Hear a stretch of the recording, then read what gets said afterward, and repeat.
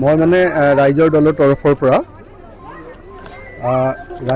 তৰফৰ পৰা শিৱসাগৰ সমষ্টিত নিৰ্বাচন খেলিবৰ কাৰণে আমাৰ নিয়ম অনুসৰি 25,000 টকাৰ চেক দি 25,000 টকাৰ ড্ৰাফট কাটি আৰু লগতে আবেদন কৰি মোৰ আজি লাষ্ট তাৰিখ আমাৰ 31 জানুৱাৰী গতিকে আজি আবেদন জমা দিলোঁ। কালিয়ে মই পইচাটো ড্ৰাফটত ভৰালোঁ। আজি আবেদন জমা দিয়া হ'ল। যুৱ বাহিনীৰ সভাপতিয়ে মোৰ হৈ তেখেতে আবেদন জনালে। মই গতিকে শিৱসাগৰৰ পৰা ইলেকশ্যন খেলাটো খাটাং হ'ল। বহুতে কৈছিলে যে ধুবুৰীৰ পৰা আপুনি খেলিব পাৰে। মানে মই শিৱসাগৰৰ এজন গৰ্বিত MLA। মই শিৱসাগৰৰ বাহিৰে পৃথিৱীৰ কোনো ঠাইৰ পৰাও ক'ৰ পৰাও ইলেকশ্যন নেখেলোঁ। শিৱসাগৰতে খেলিম আৰু শিৱসাগৰতে জিকিম।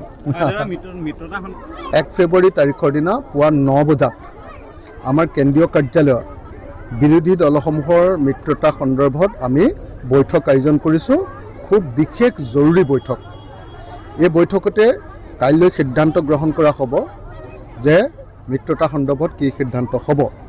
কাৰণ মিত্ৰতা সন্দৰ্ভত আমি যি ধৰণৰ সঁহাৰি কংগ্ৰেছ দলৰ পৰা আশা কৰি আছিলোঁ, সেই ধৰণৰ সঁহাৰি, সেই ধৰণৰ গুৰুত্ব, সেই ধৰণৰ সন্মান আমি এতিয়ালৈকে লাভ কৰা নাই।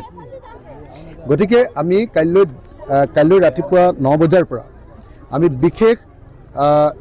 বিশেষ আমি আহ্বান কৰিছোঁ। অলপ পিছত যাব না প্লিজ।